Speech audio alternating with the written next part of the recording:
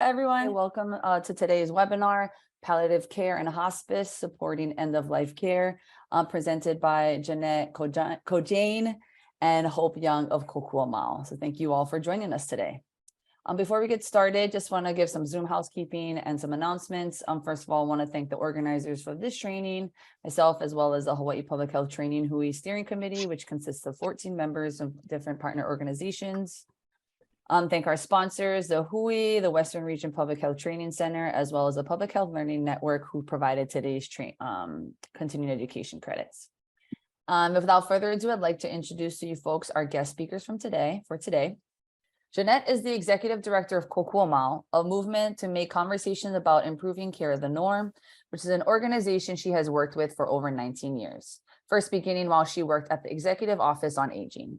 She received her graduate degree in public health from the University of Hawaii and her undergraduate degree from Cornell University.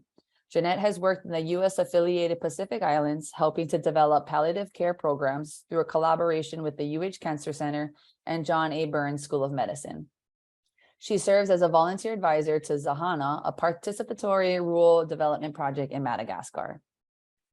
Our second presenter is Hope Young, who is the Advanced Care Planning Coordinator for Kokuamau, where she provides community awareness and coordinates the Let's Talk Story program for the Speakers Bureau.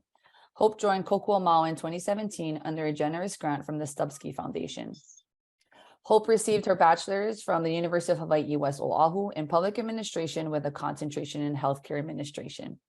Hope started in the healthcare field as a certified nursing in a dementia unit and later moved on to manage a home care agency. She has enjoyed working in various capacities with senior and the caregiving community for over 18 years. During that time, she has seen how important meaningful conversations and documentation can benefit families during time of crisis or illness. Hope enjoys being out in the community and sharing the importance of advanced care planning and hopes to someday normalize the conversation to ensure that everyone's end-of-life wishes are expressed and honored. So without further ado, I'd like to hand it over to you two. Well, aloha, everyone. Thank you so much for the invitation to speak with you today. Hope and I are looking forward to this. And we've put together some slides that we're going to show. We'd love it if we're going to try and engage the audience a bit. So there's going to be some questions in the chat. Also, when we're going along, if we say something and it's not clear, feel free to put into the chat and we can also stop and make sure that those things are cleared up. And then also, as we go at the end, there's going to be time for questions and hopefully some discussion. So please be sharing your comments. Okay, so again, thanks so much for the invitation. I'm going to share my screen.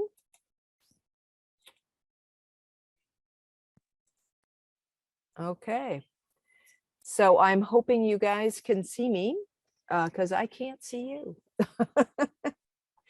So today we're going to talk about palliative care. Who is it going to be helping, and where can you find it? So I'm going to start, and then Hope's going to talk, and we'll go back and forth this morning. So I wanted to start with who is Kokuamau.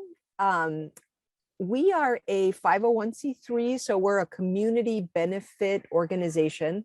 We work statewide.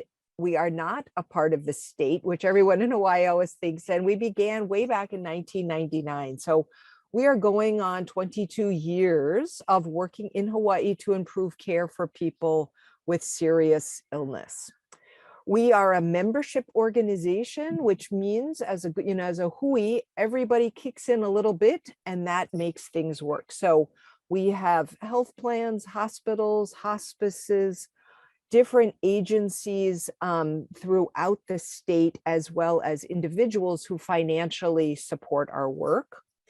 And you are with the entire staff of Kokuamau, but the way that we get all the stuff done that we do is by passionate volunteers. So there are a lot of folks out there that are very supportive of our work. And Hope and I, full disclosure, we get to work with the best people. So, and there's a plug. If anyone would like to join, feel free. We'll give some contact information at the end. If you think, oh, this is something I really would like to know more about, I hope that you will contact us when this is over. So we like to think about the work that we do as a continuum. Full disclosure, as a public health person, I am always about preventing crisis, preventing a disaster. As Hope in her bio, we want these conversations to happen early. So we want people to understand about discussions that need to happen early. And then we want to make it clear what sort of documentation people need to do. And then when people are sick, what type of care is available? And today we're going to talk about palliative care, a little bit about what hospice is. Also want to make people aware that we also have resources on bereavement and grief. So we take this space that I will say a lot of people run away from, but we run towards. So we are very happy to be working on these issues. So again, as a good public health approach, we like to approach this challenge from three main ways, or three legs of a stool, if you will. We like to put people who may be facing serious illness and their loved ones in the middle of this. We want people who might be facing serious illness in the future or sooner understand what decisions they may need to make, and then find resources as soon as they can. So in our world, we say it's better to be 10 years too early than 5 minutes too late. And we hope that people can find these resources on our website. Most of the stuff that we have, as a matter of fact, all the stuff we have is free for download. We never want a firewall to be in between, people who need the information. And I do get emails. I'm sitting at my mother's bedside at 4 o'clock in the morning. Thank you for what you were able to do. So I hope people can go to our website, which is kokuamau.org, look and see what's there. We also have so the website's very actively managed. We come out with newsletters a couple times a month that can help people to make people aware of new resources, things that are going on both locally and nationally. Hope and I really try to follow what's happening with national trends as well. So, and one of the things that Hope is in charge of is being out in the community and having conversations. So she's going to talk about that a little bit later. Number two, here we are today. We really want professionals to understand what the work is that we do and to link people up with training and networking. We know it's not easy to work in serious illness, and what we want is for people to feel like there's a hui of people that they can call on and people can ask. Now, Hope and I, but we want you to be able to integrate this information into the work that you do to help people in our community. And I will say more and more, my friends are trying to take care of their parents. They're taking care of auntie, they're taking care of somebody from the church. So we all know how that goes when you're in healthcare, that we are also watching out for each other. And then the final piece we work on is changing the system. So thank goodness there's not a lot of legislation that we work on, but I do want to say that we are really interested in policy change. So we are interested in, so for instance, if HMSA decides to pay for palliative care, game changer. And we'll talk about that a little bit later. Kudos to UHA and HMSA for having a benefit that it pays for palliative care. The VA also changed how they did things, paying for palliative care. So we are really interested, and I'll talk a little bit later about hopefully a new benefit that MedQuest is putting through to get palliative care to MedQuest members. So we're really interested in policy change. And again, it's like with anything in healthcare, follow the money, and things can happen. So Kukuamau, we are leading a movement. We like to say that we're a movement. And we want to make these conversations about care and support for people with serious illness and their loved ones. And that includes end-of-life care, the cultural norm. So we look to you to be part of our team. We're really glad that you guys are here today. And we look forward to, to working with you. I realize I forgot to ask who's out in the audience. So why don't we have, if people could, as we're going, if people want to introduce themselves, put something in the chat, that would help Hope and I to see who's out there. But I will say we're going to have our first interactive activity, and that is an icebreaker. So we know that a lot of times people don't know what palliative care is. So all of you, we need your help. Put into the chat the first word or words that come to mind when you hear palliative care. What, no shame, and none of you are, no shame at all. We're not outing any of you. And hopefully you're here because you're interested in palliative care, but we're interested in what are the words that you, that you think of. So I'm going to. Jeanette, I'm looking at the chat and it looks like we've got some responses as comfort care, pre-hospice, pain relief, end of life transition. Good. Optimizing quality of care. I like that. Excellent. Whole person care.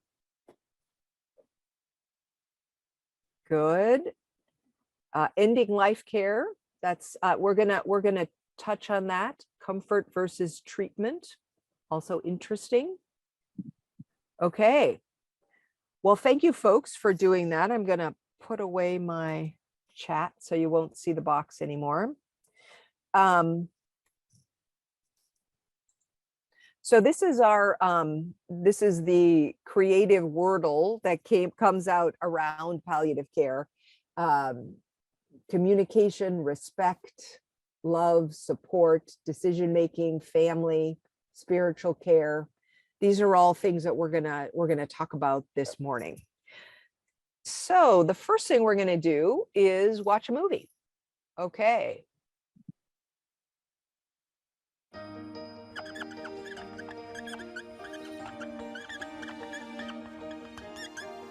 You are a bridge. It's true, or at least it's a good analogy. When you're healthy, when the bridge is sound, you can handle anything. Cars, trucks, trains, all the bumps of life, no problem. You are set. But if you're facing a serious health issue, something like kidney disease, lung disease, or cancer, the bridge starts to falter, cracks appear, and pretty soon it's hard to withstand all that traffic. Traffic that includes your own medical treatment. And that's where palliative care comes in. Palliative care is a specialized form of medical care, specifically designed for people with serious illnesses. Its main goal is to improve your quality of life by providing relief from the symptoms, pain, and stress that are an inevitable byproduct of both the disease and the medical intervention. In short, palliative care provides support for your bridge. And when a bridge is in trouble, there is nothing better. Now, palliative care, just like construction, is a team effort.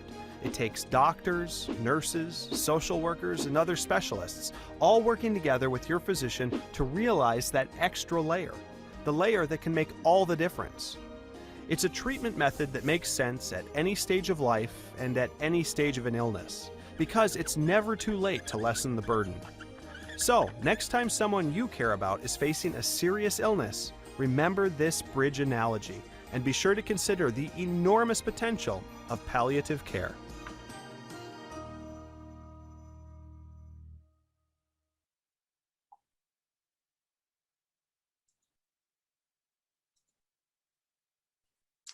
Okay, so hopefully that was helpful as a beginning, and the link or the page that they comes off of is getpalliativecare.org, and they have good resources, and we've linked to quite a number of those through the Kukuamal webpage, which we'll show you later. So today what we want to do is to show how this extra layer of support that palliative care provides can help someone live well with a serious illness.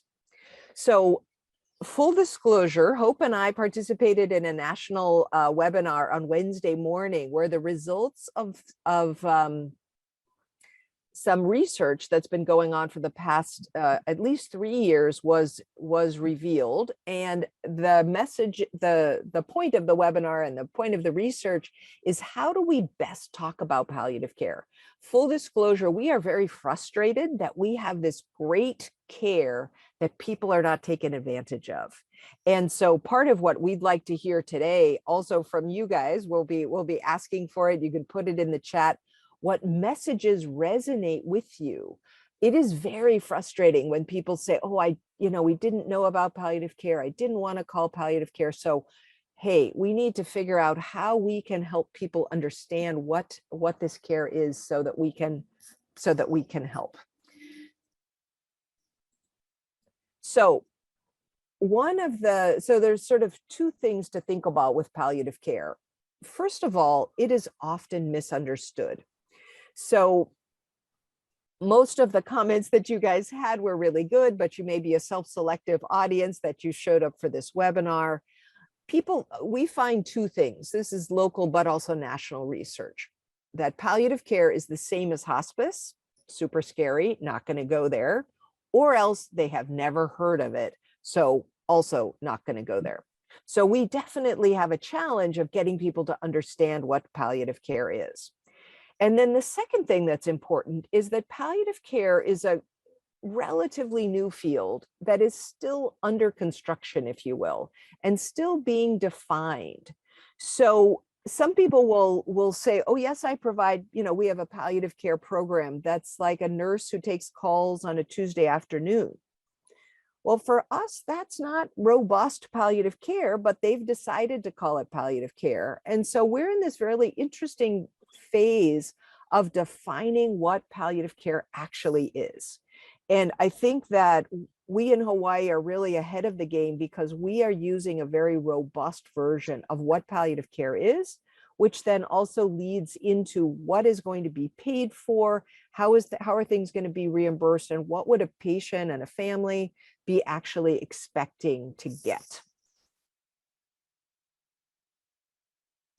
So here's a definition of palliative care. Palliative care helps people with serious illness stay at home rather than having to go to the emergency room or the hospital. Palliative care helps to reduce physical discomfort, improves the quality of life, and makes living with a serious illness easier.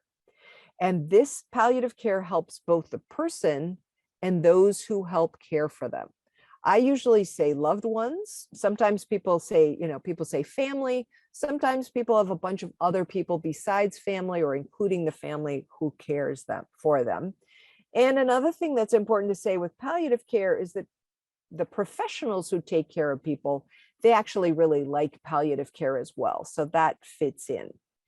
So this is a little bit more of a more robust version or a definition that comes from CAPCE, which is the Center to Advance Palliative Care, which is a medical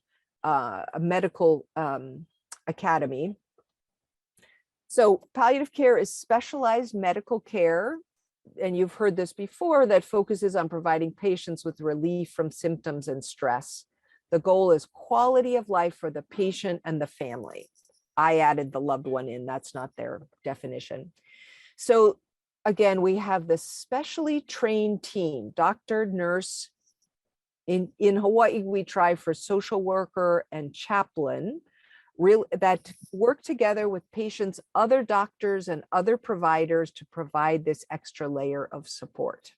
Really interesting work being done right now, looking in a few places, and I hope here in Hawaii, could community health workers be a part of the palliative care team? Again, thinking about the bridge. And then it's important to say that palliative care is appropriate at any age and any stage in a serious illness, and it runs alongside with curative treatment.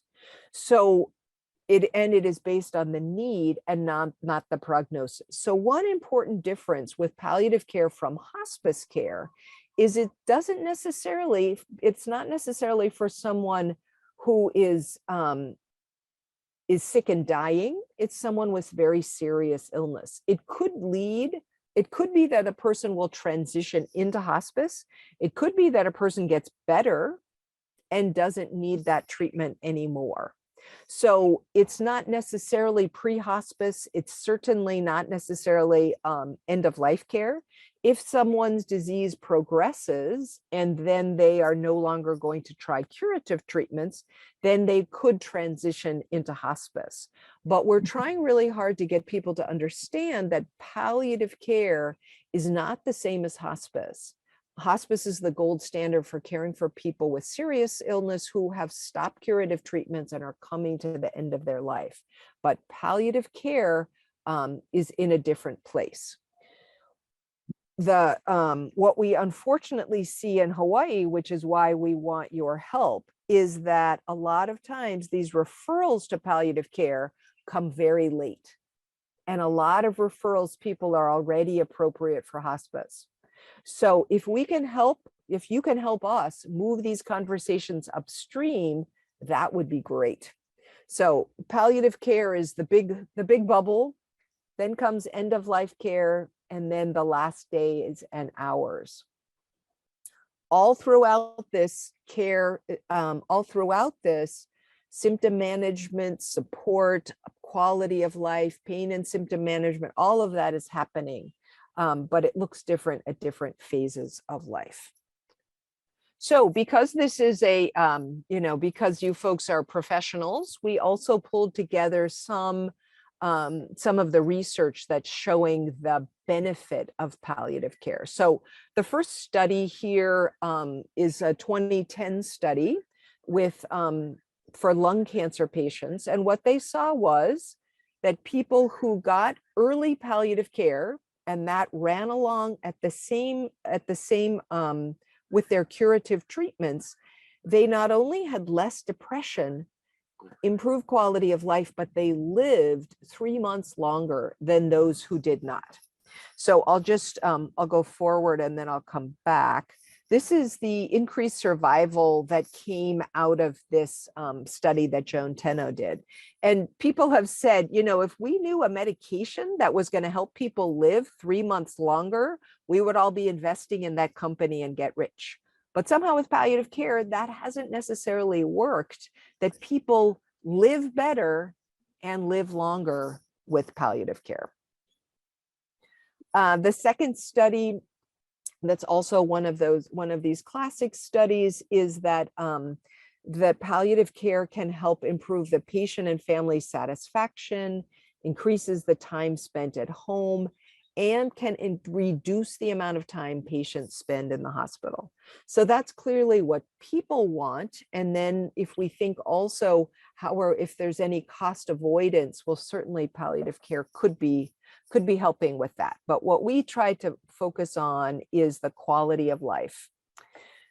Another interesting early study, but one that is really important in our field, is that we could show that even if people didn't live longer, what palliative care was able to do was to improve quality of life through reduced pain and distress, the other healthcare, other quality of life indicators. Patients and families tend to be very happy with palliative care. People have more chance of not dying in a hospital, and then they have less, a shorter stay in a hospital. So this is a very nice chart that comes from CAPC, the Center to Advance Palliative Care, that kind of summarizes this. And these are, in public health, we're always talking about triple aim, quadruple aim. Palliative care for me is very much about this. So we're increasing quality of life, decreasing the symptom burden. So as I say, 66% reduce in symptom burden.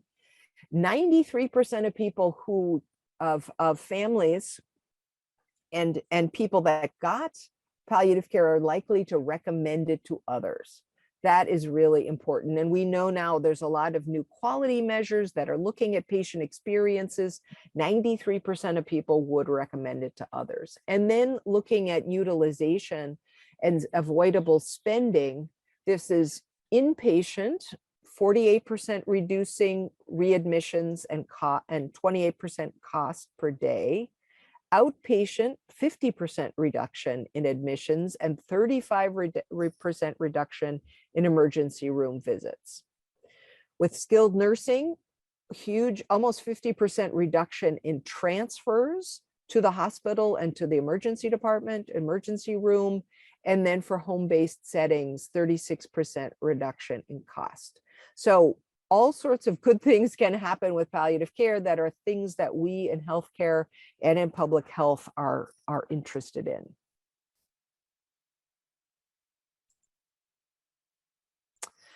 And then again, if we think about the various aspects of why this is important, we can see that this helps everybody involved. So people with serious illness, they are better off. We talked about the symptoms, peace of mind, quality of life, that's better.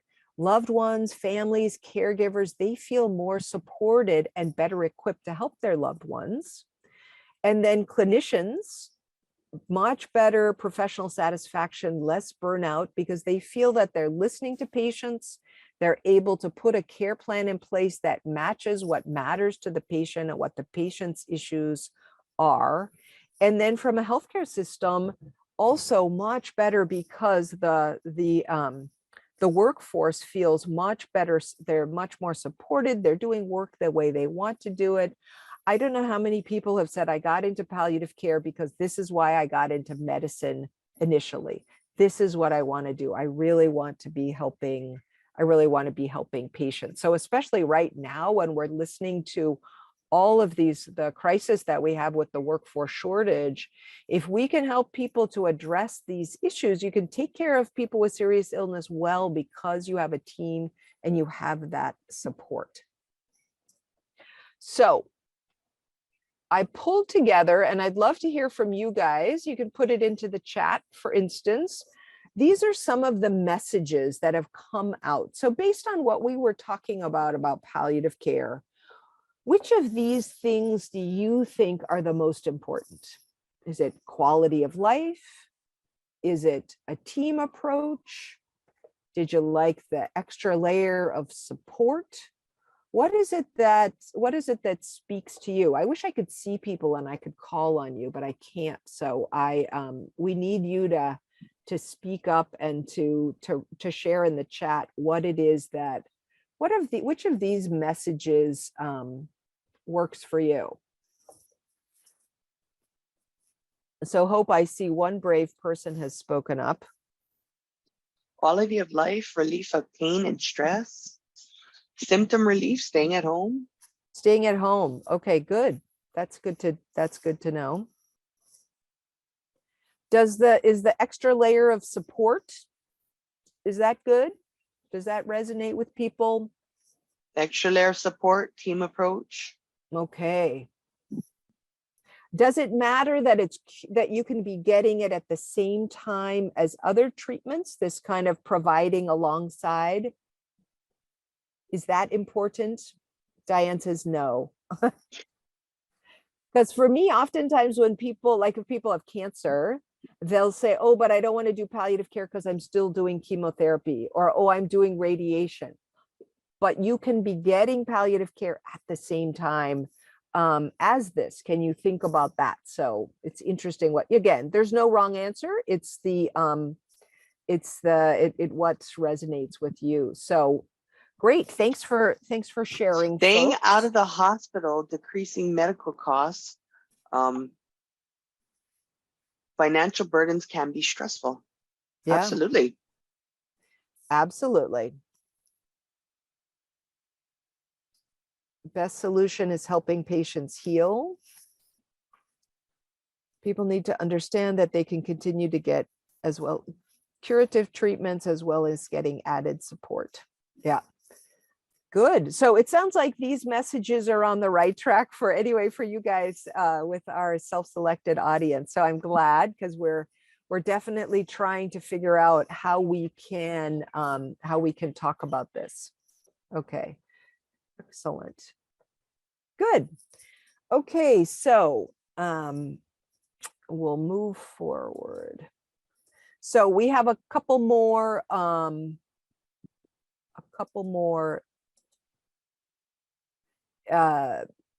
catchphrases that people like, helps you live as well as possible for as long as possible. That's Dr. Steve Pantelat, who's at UCSF and one of the kind of heroes in our field.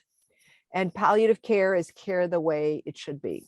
And I think that is from Ira Byock, but also our own Hope Young. And interestingly enough, so part of the challenge, as I said, is people say all the time, well, you should call it something else. Can you find a new name? Well, what would we call it? And to be honest with you, the name is not going to change. There's an Academy of Hospice and Palliative Medicine. People get board certified in palliative care. There's a Journal of Palliative Care. Like, it's the way that it is. And then Ira Byock, who this is his phrase, he said, if we called this the Rainbow Connection and free beer for lunch, people would still be hesitant because we're talking about serious illness. So part of this, we think, is let's embrace palliative care and make people see how it can be helpful. Okay, so Hope, we're going to show the interview with Andrea, and then you're going to do the Case study. I'll give you a break. case study. Yes, exactly. So just, you want to introduce Andrea maybe a little bit, and then. So, yeah, sure. So this is Andrea Bacos. She is actually from Maui, and she is sharing her story about her husband, who actually was flown from Maui to Honolulu, where he received care from Queens, who has an inpatient palliative care program. And so we've briefly condensed this down so that we have a short enough snippet so you get an idea of how valuable this was for her and for her family. And we'd love to hear your thoughts on this. This is the first time we're airing this publicly. So please, your feedback is most welcome. Okay, here we go.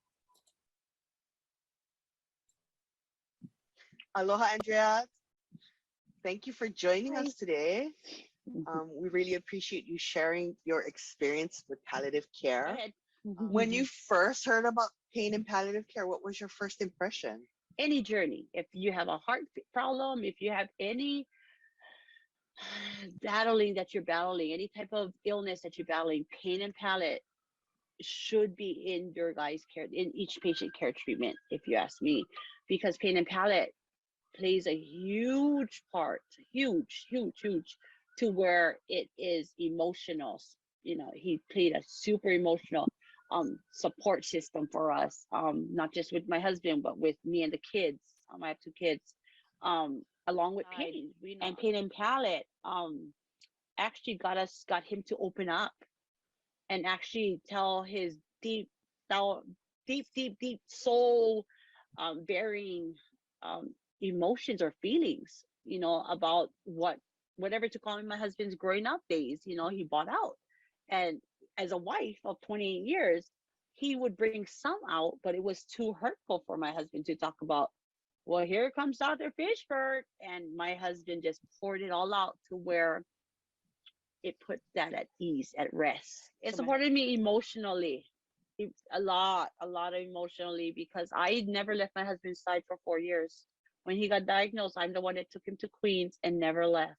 I stopped working, and Pain and Palliative would come in and they would tell me all the services that they will provide by my husband, but they also would say, Mrs. Bacos, do you need anything? Do you want to talk to somebody? Or they would actually talk to me in the room. They were like, how you doing? And you don't really recognize, but you're actually pouring out your heart to the stranger because you're scared. Like, I was scared. I was scared. I knew my husband was a very sick man, and I didn't know how to handle it. And I did my hand holders. They held my hand, and they continue to hold my hand now, even till today, this present day. My husband's been gone for us. He died December 30th, 2021. And Pain and Palliative and Navigation continue to hold my hand through this journey. Even though my husband's journey is done, mine and the kids' journey are done. I talk about palliative care all the time. I have had family members here in Maui battling cancer, same time with Lance. And the first thing I brought up to my aunts and her caregivers, which is my aunties. Does auntie have pain and palate? Call the pain and palate care, because they pain and palate doctors. Talk about pain and palate. It's not just for pain meds, guys. They do everything from emotional support for the patient, to families, to wives, to kids, to just a family foundation. Thank you again for sharing your story with us. Thank you.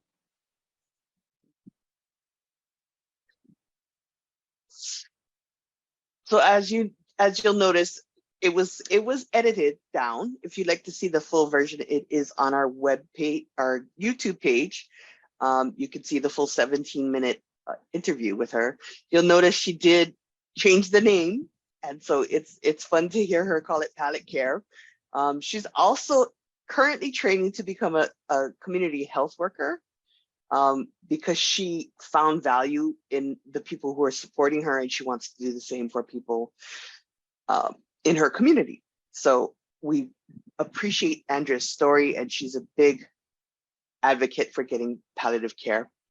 So please feel free to put your comments, your feedback in the chat room. We'd love to hear what you think, and if you think this was a good video to be sharing.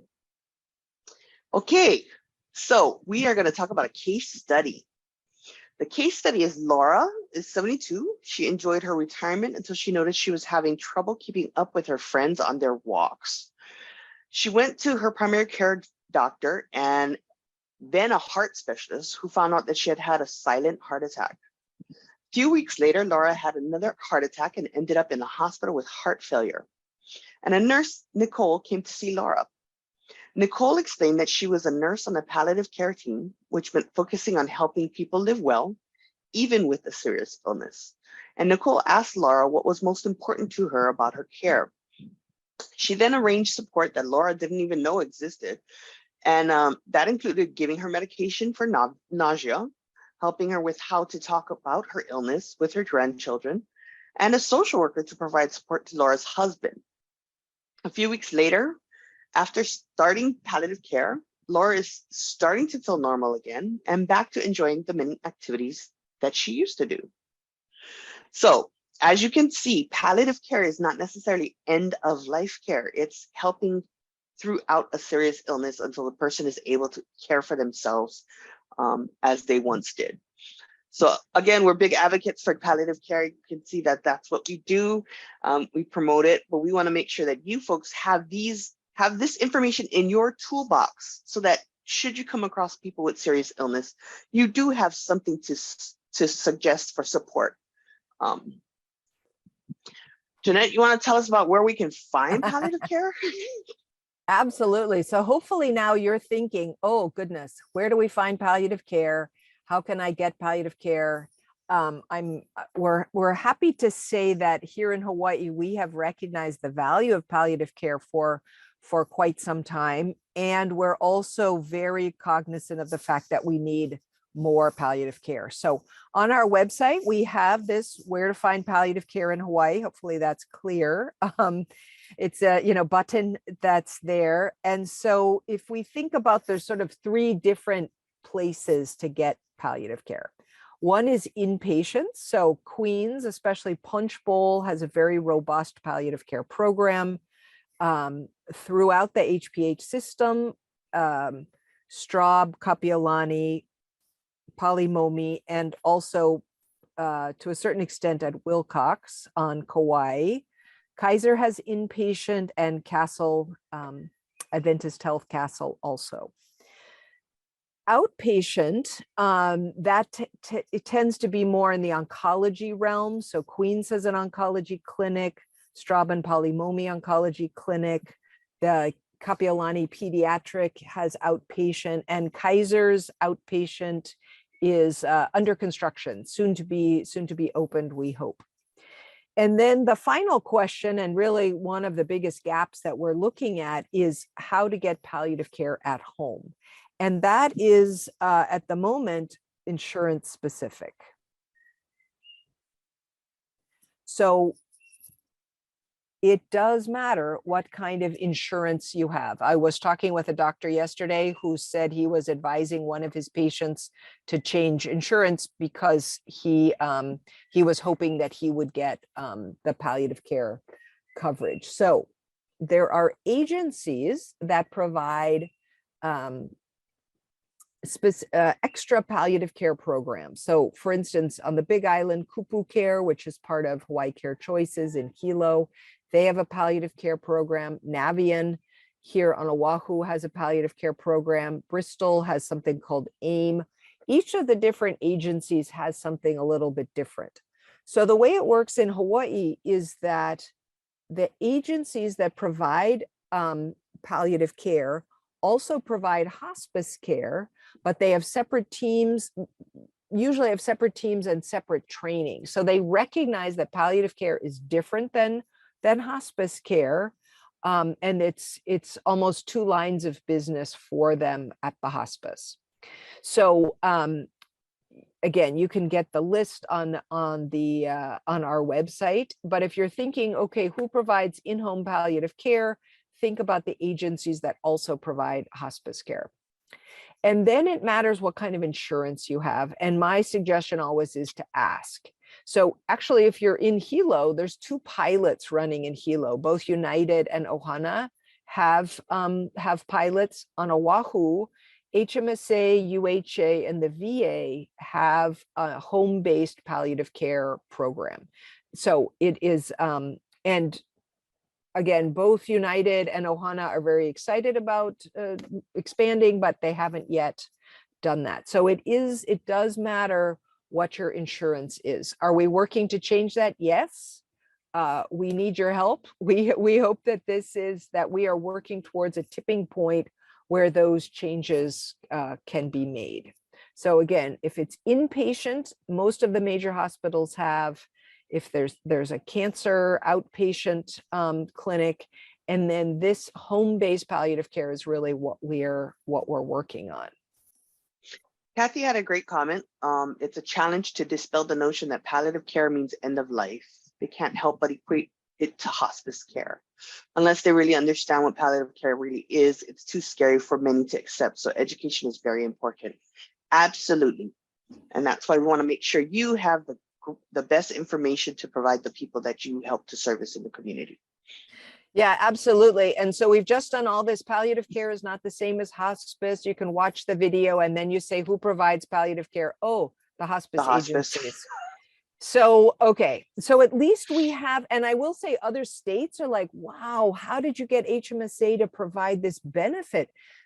What did you do? It's so great, all of that. So, okay, yes, we have the challenge that hospices, that these agencies provide both palliative care and hospice, but okay, at least we have something we can offer to people. So Kathy, totally agree. Again, it's a real challenge. And we're this, what we've heard and what we see is to be, it's a balance, right? We never want to deny that hospice exists. Hospice is fabulous. Hospice is great for that end of life piece. Palliative care, but so we need the balance between here's palliative care, it's not hospice, it's palliative care, it's really great. And if the treatments don't go well, then hospice is here for you. So yes, so welcome to our world of nuance and balance. And I'm so glad that you folks could be part of our educational team. We got to figure out how we can help people because not very many people are asking for palliative care, especially outpatient or in-home. So we actually created a palliative care awareness working group almost 2 years ago because we recognize that people don't know what palliative care is. And what we did is we sort of started with two things, and I'll talk about the second in a minute, but we thought, do we start with the professionals? Do we start with the public? And we actually decided to start with professionals because we don't want that somebody goes to their doctor and says, hey, I think my mom would be appropriate for palliative care. And the doc says, of course not. Your mom's not dying. Why would that happen? So we recognize that we have to educate doctors about palliative care and the providers and people that come in the healthcare world, and we need to educate the public so that we have a bit of advocacy going on. Where's my palliative care? I want more palliative care. So we have this balance. So one thing we did is we really tried to increase and fortify the Kukuamau public facing web pages to give information about palliative care. So these are the 4 pages that we have. So for patients and families, what can palliative care do for me? Is it right for me? Where do I find it? So we have a combination of videos, different FAQs and quizzes and other resources to hopefully help break the barrier, break the ice, get people to see what palliative care actually is, and then where to find it. So we would very much welcome any kind of feedback from you guys about what you think about those pages. So as I mentioned, we created an awareness working group. One of the important things, and we'd love your help with this, we created a whole toolkit that helps providers increase referrals to palliative care. So there's a workflow, there's a screening tool, there's some clinical triggers, there's a brochure. We're happy to share it. And we've been trying to get people to listen, and we haven't had so much uptake. When people actually say, oh, Jeanette, okay, you've been bothering me to do this, let's listen. They're like, great, how do I do that? But so far, we haven't had so many people. So this is, these are doctor practices, federally qualified health centers, any kinds of clinics or places where people are actually doing referrals. We can help to make that easier. So I hope you'll let us know. Last year we did an Instagram campaign with 3 West Oahu, amazing West Oahu students. They were fabulous. You can go on our website and see some of the great stuff that they did.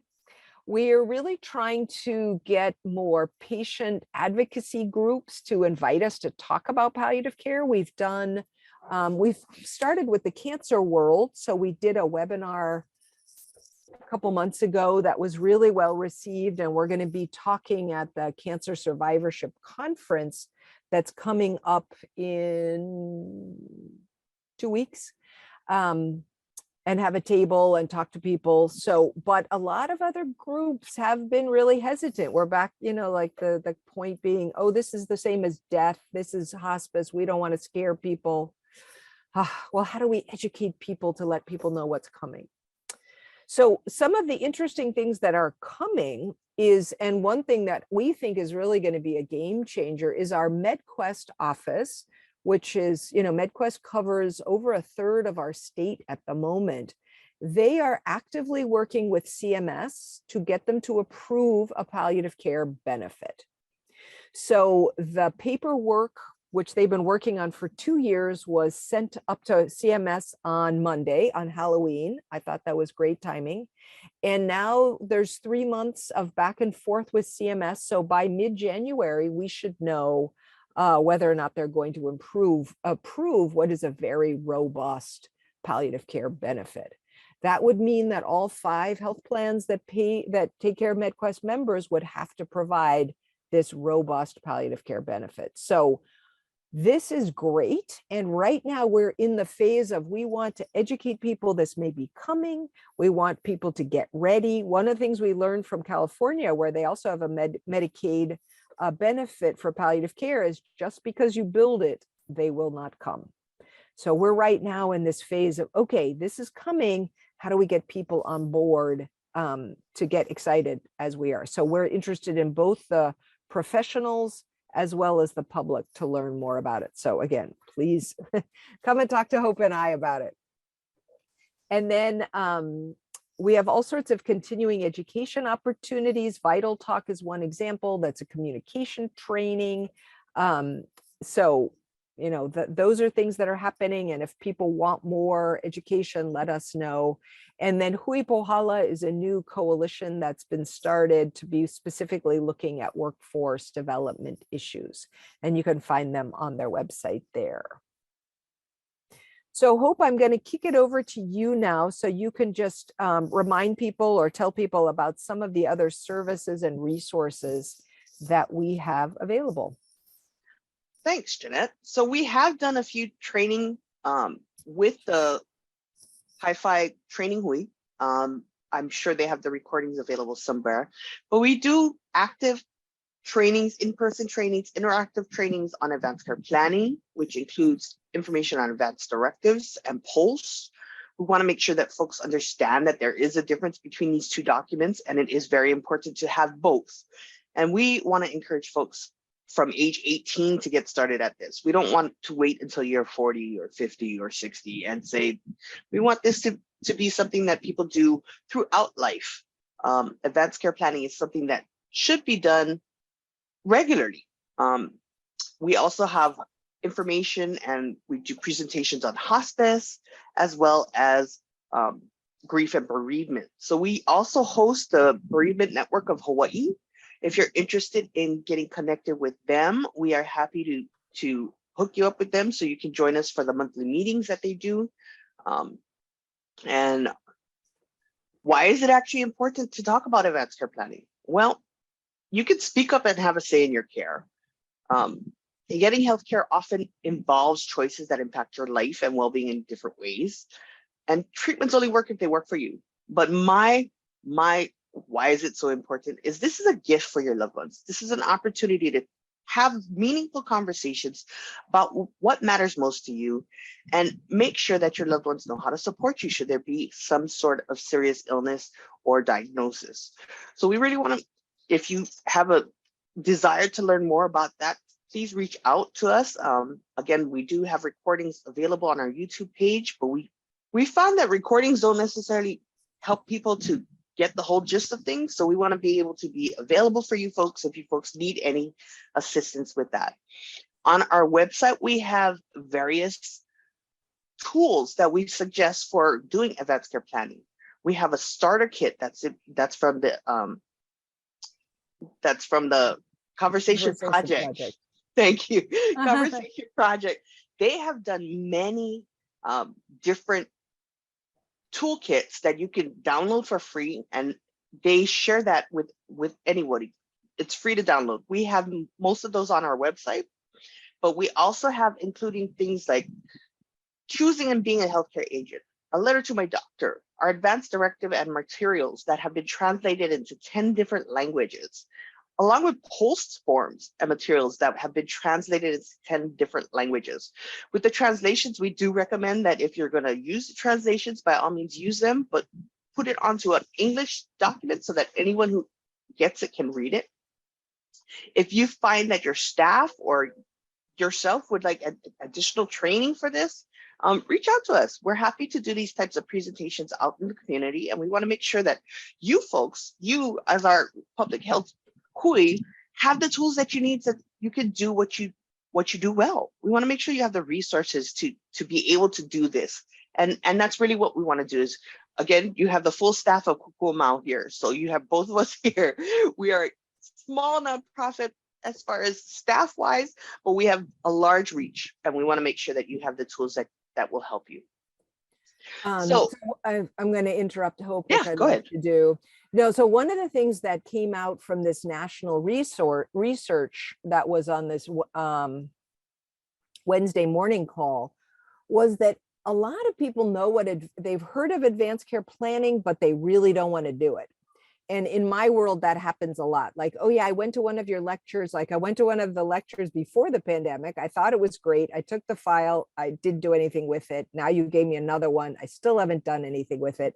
So it was this really interesting conversation about what is advanced care planning? Should we get rid of that term? Do people even know what it is? And so this terminology was to say, like, we need to say, like, making your wishes known, and like Hope always says, who are your people? Who would show up for you? And that is probably the most important thing. You know, if you get hit on the head by a surfboard, who would speak for you? Who would your agent be? Who do you want to show up in the emergency room and speak for you? And those are things that people can be doing now, and they need to do at 18, because their parents don't get to speak for them anymore. So just to let you know, part of this challenge that we have is so many people say, oh, it's good, it's important, it prevents crisis. Like, I don't know how many times families have said, oh, it was so good that you did that. Or, oh, I wish we'd done that because then we had this other thing. But yet people don't do that. So we are really interested in enlisting you to help us to figure that out. So, And as a good reminder, it's also important to point out, just naming your healthcare agent on an advance directive. You don't have to complete the entire thing, but just naming your healthcare agent is a step ahead of the game. Without naming that agent, then they have to go through all this guesswork and some hoops and try to figure out who's in charge. And if you're anything like me, I'm the loudest person in the family, so oftentimes I'm the one that speaks up. But you want to make sure that they don't have to fight amongst themselves to try and figure out who's in charge. This is really why we want to make sure that you have that opportunity to name your healthcare agent. And why don't we do a kind of an impromptu poll?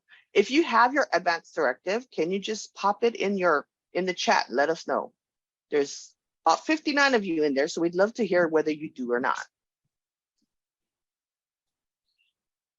Okay, and I'll let you look at those, Jeanette, if I'm they start coming looking. in. So far, nobody's outed themselves. Oh, got a few yeses. People No, may not. no. Maka, not yet. Anna, yep. Don't worry. You know, Hope, one of the, maybe you should tell your pie story from Rosemary for the upcoming holidays. So it is National Hospice and Palliative Care Month. Or is it Palliative Care and Hospice Month? They go hand in hand, but yeah. We had the Reverend Rosemary Lloyd come in from the Conversation Project, and she shared a story. She was doing end-of-life conversations in her church. She was doing those sermons, and she encouraged her parishioners to have these conversations. And so one of them got so excited, she came up to her and showed her what her had the time and a date for a Thanksgiving dinner, had all the information. And at the very bottom, it said, there will be no pie until you tell me how you want to die. And that was just a brilliant way of trying to introduce the conversation into an opportunity where everybody is together and they're enjoying a meal together. So again, it doesn't have to be scary. It doesn't have to be kind of like, ooh, I don't want to talk about that. It's not bocce. Remember, no one gets out of here alive. The only things for sure are death and taxes. So we want to make this a common conversation that's not so scary, that gives people the opportunity to really talk about what matters most. So again, we want to make sure that you have that opportunity. If you don't have yours done already, you can go ahead and say, Kokua Mau gave you homework that you need to complete your advance directives. And it's also good, you know, with the holidays are coming up, people may be coming back home, you know, take an hour and have some conversations. And, you know, we're talking about palliative care, the important role of the family, making sure people understand decisions. It's so much more helpful if people have had conversations before to figure out what's important to them, what matters most to you, and who's going to be speaking for you. So we put it out to you as a challenge with the holidays coming. Think about getting, at least having your think about the agent. Who's your person? I also want to say, you know, congratulations to all of you. You just saved $400 because we have free forms, unlike lawyers who charge a lot of money. Our form is very well respected, used all around the state. People really like it, and it's totally free. So don't let a lawyer talk you into using their form. There's a lot of, so just, you know, so there we go. We saved you money, and we're hopefully also, you know, also hopefully helping with preventing a crisis. So, and Kathy says, I think it's a great idea to start with declaring the agent. Yeah, start with that. And, you know, if you can think about who would speak for you if you couldn't speak for yourself, but you're not dying, you're not in a life-threatening situation. So, and then Kathy, it's also important to say you can have either two witnesses or a notary to make the advance directive legal. So sometimes people find it much easier to go and get it notarized, but it can also be two witnesses. And then just since we're still on this advance directive, make sure that you've shared it with everybody who you care about and who cares about you, and that it's put into the electronic medical record with your doctor, and it's not locked up in the safe deposit box with your will and your trust and whatever. So think about the advance directive as being a more living document. Okay, Hope, I'm gonna stop talking and now it's your turn again. So because we kind of talked about the differences between palliative care and hospice, we want to make sure that it's very clear what hospice is and the difference. So this is for care for the last phase of life, which should include the whole person and all the people who matter. So hospice is not just about the person who is facing death. Hospice is about the whole family, all the people who support them. It's making sure that there's support in place for not just that one person, but for the entire family. And that's just one of the benefits of hospice. My mom, when she found herself in a place where it was time for hospice, I introduced it as the Cool Kids Club. And my mom was a teacher. She taught elementary school for, I'd say 40 some odd years. And so I told her, Mom, you've been invited into the Cool Kids Club. And her eyes got really big, like, what's that? And I said, well, in the Cool Kids Club, you get your own doctor, you get your own nurse, you get your own social worker, you get your own spiritual advisor, and you get your own aide. And these are the people that are going to take care of you. And she said, I want that. Now, I wish I could rename hospice to the Cool Kids Club so everybody can recognize how great the service is. That is the gold standard. That is what people, can really benefit from. We hear all the time from, I've heard now, three getting kicked out of hospice 3 times. Before this, it was only 2 times, but I've heard 3 times now. So, it's not just for somebody at 6 months, because doctors are kind of guessing prognostication, right? They are guessing on how long you're going to have.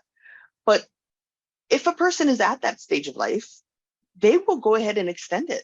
And they'll extend it for as long as that individual needs. And then you hear about those people who have graduated from hospice because they've gotten better, because they got the best care possible from the hospice team. It's really important to recognize that calling hospice early is really beneficial, not just for the individual, but for the family, for getting comfortable with the situation. Again, with those 5 team members, that interdisciplinary team, people can get really good care. And that is really something that folks should be expecting. So if you want to be at home, hospice will come to your home, wherever you call home. So whether that's in a facility, whether that's in your home, hospice is it's a service. It's not necessarily a place. And if you need sorting out your medications, hospice will figure it out what you need. And again, there's that spiritual care. The hospice teams include chaplains. So we want to make sure that, we want to make sure that you understand what hospice is, and that when you convey the information about hospice, to recognize that folks can live longer lives with better quality care in place. So their quality of life is actually extended because they're getting the best care possible in their home setting. So by all means, please visit our website so you can see more about hospice providers. We do have additional resources that are available for you. If you are not signed up for our newsletter, please go ahead and let us know. You can drop it in the chat, or you can send us an email, or go to our website and sign up for the newsletter. We like to publicize everything that's going on within the community in our space and share those things with our subscribers. So we do offer opportunities for CEUs, CEs, other presentations, special echoes. We do that. We publish all of that in our websites. We do have, again, I mentioned it earlier, translations of our materials into 10 different languages. We are hoping to get more languages soon to support the Pacific Islanders. And we want to make sure that you know that we are a resource where you can find additional information. If you want a speaker, we have speakers, and I get the joy of working with our ambassadors. My ambassadors are social workers, they're nurses. I even have a few retired docs. They see the value in the work that we do, and they volunteer their time to put this message and information out there into the community. So we are happy to put on presentations, whether it's via Zoom or in person. Please reach out and let us know. And these are the resources that we have that have been translated, and the languages are on the website, so you can go ahead and download it from there. And we encourage you to utilize this, get familiar with it if you aren't already. And if you have questions, by all means, you can reach out to us. Jeanette, did I miss anything on the resources or anything else? No, I didn't put the picture of all of the stuff from the conversation project, but people can go and find all of those starter kits and all that stuff on there. So, and, you know, folks are looking around, you can also, you know, let us know if you find other things that you think are useful. Okay, so one thing I did want to say, as you were talking about hospice, Hope, one of the things we want people to know is that unfortunately in Hawaii, we're kind of at the national average with hospice, meaning about 50% of people who have Medicare, 50% of people who are older die with hospice care. But that means 50% of people don't have hospice care. And then the other thing that's also very frustrating is that people have a very short length of stay, as we call it, length of time that they're in hospice. So sometimes people are in for a few minutes. I talked to somebody last week who the hospice was on their way to do the admission and the person died. And the family was just waiting. They were waiting. And my suggestion really is to call the hospice, like Hope said, call the hospice, get people talking, find out what they're going to do. You're gonna hire them to come into your house and take care of somebody. So you want to understand what they do. But I often find that helps relieve people's fear, because then you can see, oh, wait, you're going to come and support me and my family. I mean, I get some sleep. Somebody's helping me with the meds. Somebody's helping to bathe mom. We really would love to get higher usage of hospice in our state. And like Hope, both of my parents died in hospice care. It was really fabulous for our family that we had that support at the end of life. Okay, so Hope, this is I think our last slide. One more additional thing for that. It is a Medicare benefit. So it's important to recognize that although it sounds really expensive for people to get hospice, it is a Medicare benefit. So it is something that's covered by Medicare. So cost should not be a reason not to call hospice. That's exactly right. And the other thing that we've learned is that hospice also has they tend to do fundraisers for people who may need some extra support or some extra help. They also, most of them have a fund, for instance, for funerals or for other kinds of support along the way. So hospice is really a pretty an underutilized benefit and service in our community. So want people to know about that as well. Okay, so any questions, comments, anything you guys want to share with us? Kathy has a bunch of good comments. Oh, she loves the booklet on advanced care planning. Yes, we've given away 40,000 of those. So now we need somebody to help us pay for printing again of that. I'm glad you like that. That's good to know.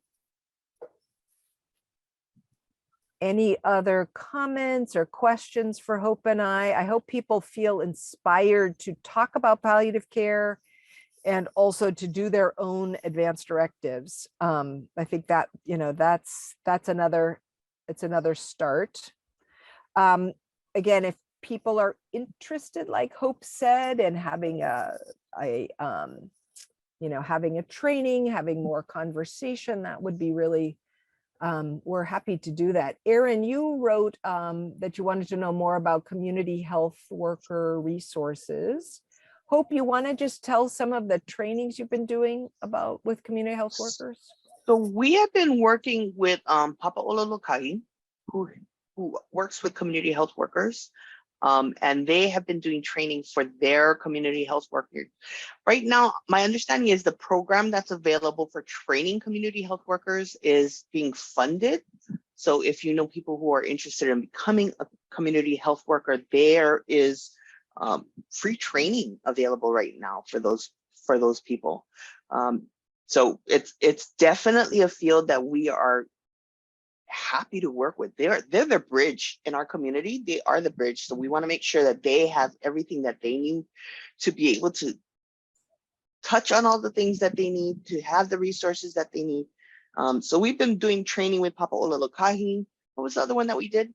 That was I another. think we were going to also do something with the Hawaii Public Health Institute. Yeah. That's so, coming up. You're right.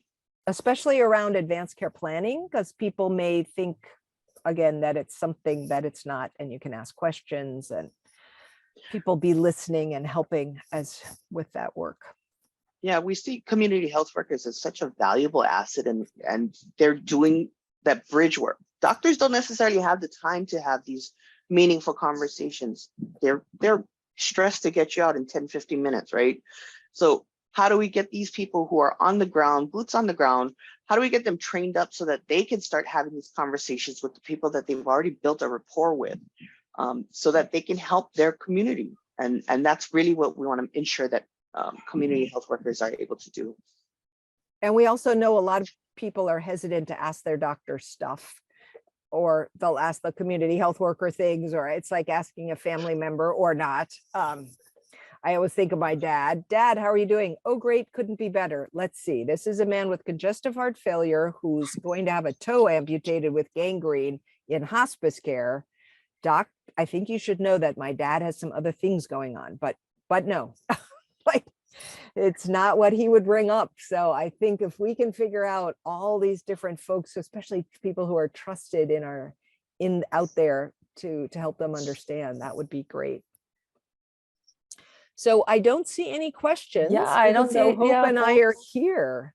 Oh, I know. If again, folks, you have the chat box or the Q&A box that's on the bottom screen if you folks want to pop any questions. But I think you both gave such an informative presentation. Like I'm over here thinking, what kind of questions could we ask? You folks went front to back, and so I thought it was. We told but stories. I did have, I just want to bring it up. First of all, calling me out about having an advanced care directive. Okay, good to know. I am turning 30 soon, so it's a good idea to probably have it. But I'm over here like with this youthful mind thinking I have so much more time, but time is not that of the essence. I kind of wanted to pick both of your brains because I know the holidays are coming up, and when families are gathering, sometimes these are the only moments you'll get everybody gathered at one table. It's a hard conversation to have, but it's kind of necessary. What advice would you folks have, maybe in terms of setting the mood? Like I can just speak for myself. I have very hard-headed family members, and sometimes they like to mumble to themselves and don't think I can hear. But it's just like facilitating a space where they feel we must be related, Maka. I think so. I think it's my dad, his caveman ways. So like how would you folks recommend facilitating that conversation where it is tough but necessary? Like are there tips, are there strategies? Maybe set the direct setting, who's the kind of person to kind of start it off? First off, I would say you don't want to just drop it on them blind. That's when you get them like, nope, I'm not listening, I can't do this, or they'll just walk away. You want to kind of prep them for it. And my suggestion is start with your own wishes and your own things. Say, I did this. So it's no longer a matter of age, right? It's no longer saying, hey, you're getting to be old. Can you do this? So if we start with ourselves and say, hey, you know what? I did this and I learned so much from doing this for myself. I just wanted to share my answers with you. Hopefully that'll open the door to having more conversations.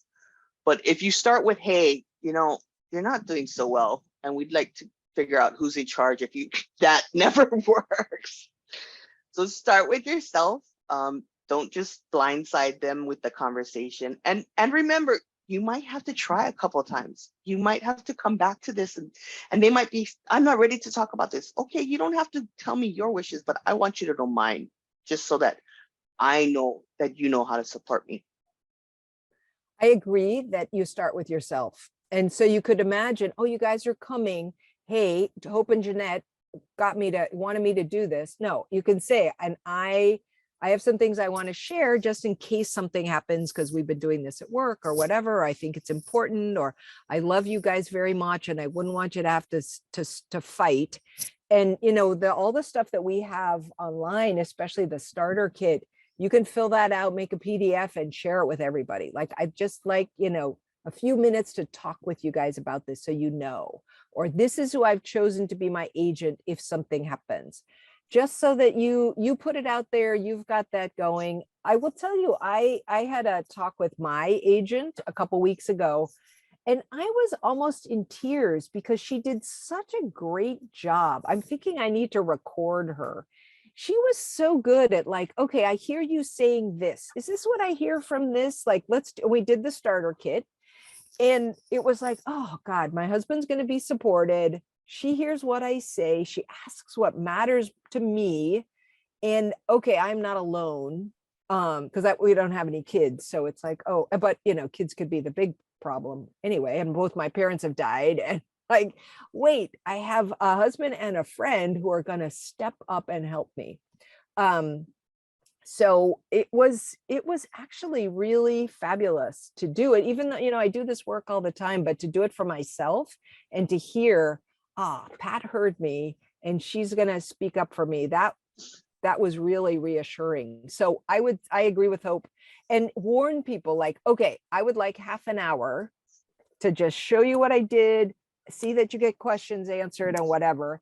And probably if there's a grandma or a great grandpa or uncle chemo who, people will say, oh, did you guys do, so it may help. But I think starting and like Hope said, warning people, and also try and find like a time where like, you never want to do it, oh, you're dropping the kids off, picking up the dog, here's the whatever, like these are some really important conversations. They are some of the most important conversations. And when I look back to, like, with my mom, when my mother had a brain tumor. So at 63, she was at work one day and had a seizure, and she died 2 years later.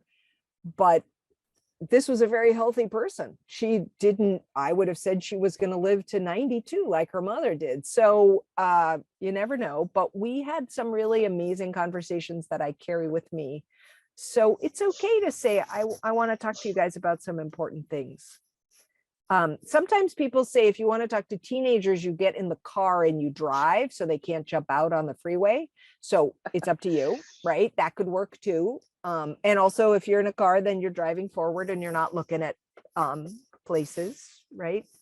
So, and again, hopefully it can help you to be, if you do your own, then if you do have an elderly loved one or a person who's quite sick and you're thinking, ooh, we have not had these conversations, this can also help. Again, in Hawaii, we think, we are taking care of each other, and this is really, it is a gift to your family. And I don't know, Hope and I both have so many stories of the good where people say, oh, I'm so glad I had these conversations. And then people say, I haven't talked to my brother for 20 years because whatever, there was misunderstanding. He tried to kill my mom. He tried to do whatever. Like, oh my gosh, there's so much stress. We just need to avoid that right now. Mhm.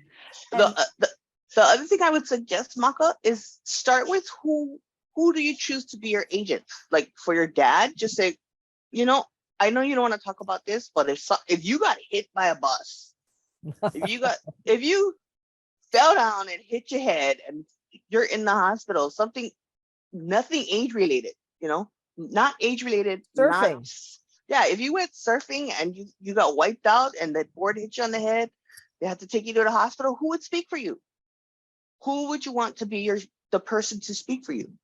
And I think you both bring up really great points. But okay, so then I'm like, kind of want to throw another dodgeball, Kurt, because you're saying all these conversations. So what if it's to the person okay, this might turn into therapy for me. One of my closest friends, she's becoming, no, we're at the stage where we're turning into the caretakers, especially because we have families from Neighbor Island, like some folks, their kids moved away, but the families are near, like the grandkids are around. So like the kuleana starts to get, put on our shoulders. And then eventually, we step into that role, that caretaker role. But it's the agent who's having the problem confronting that conversation, like that's where I feel like, okay, do you folks have tips and strategies for like, she's the one, like, he wants to have the conversation. He wants to say all these wishes, but she's not willing to listen because I think that she's trying to avoid coming to terms of what the end would be, right? Like end of life. So like what kind of tips and strategies do you folks have as somebody kind of an outsider listening in and support, providing support? Because then like we know what the end of the day is, but it's the agent who has a kuleana that's starting to. So one, is the individual still able to choose who their agent is? And if so, they might want to consider finding somebody who supports their wishes versus somebody who's going to go like this. That's why these conversations are really important, because you want to make sure that the person that you're choosing as your agent is able to stand up for that responsibility. They're able to take on the kuleana and they're able to make decisions on their behalf and they're able to advocate for that person. So rather than thinking, that's my mom, I want to keep her alive for as long as possible. That's my mom and I want to do what she wants. There's those two different mind spaces where you have to determine whether or not that individual as the agent is able to do that, because you want to make sure that that person is able to advocate for that for yourself. You want to pick somebody who's going to be supportive and acknowledge that, yeah, this is hard, but we're going to do it your way. And I think, Maka, it's a very good point. And one thing I often hear from people, so it's like, oh, well, I'm only the daughter-in-law, right? Oh, it's my husband's family, and oh, it's going to be a big mess. I can't get involved because it's my husband's family. It's like, sometimes it's too close. And sometimes they need the daughter-in-law. Sometimes you need the neighbor. Sometimes you need the social worker, the community health worker, the nurse, the other person to talk about stuff because it is too close. And that's one of the reasons we like the starter kit, because it's a talk story thing. It's like, here we are, let's just talk about this. I want you to understand what's important to me. And sometimes you need another person to help. And so it may be that, you're observing that, and maybe you have a role to play, that you can say, look, there's a problem. Auntie wants to talk about it. You don't want to hear it. I'll be brave and do this. And Hope is right. Sometimes I don't know how many times people have said, oh my God, I have 4 useless kids. Who am I going to choose? Well, don't choose anybody useful. Oh, okay. Let's choose somebody else. And sometimes the family, it's too close. Our friend and colleague Joy, she has this whole Goldilocks story where she goes to the husband and says, okay, you know me, this is what I want at the end of life. And he's like, yes, I will sit by your bedside with all machines going forever. I will never turn anything off. And she's like, that's not what I want. And then she goes to the son, and the son's like, I got it, Mom. No machines ever, no nothing. And he's like, wait, what? No, that's not what I want. And then the Goldilocks is the daughter. And she says, I was super surprised because I didn't think my daughter had it in her. But she said, okay, Mom, we've talked about these things. I know this is what's important to you. And if that's not going to happen, then we'll cry and hold your hand and put you in hospice. And so she chose based on the conversations, not on the husband and the oldest son. So sometimes you got to say, okay, nice that you have so many people that love you, and who is it that would speak for you and do that. And there's another thing that Hope and I talk about in the training called the Go Wish cards. I don't know if you guys can see that.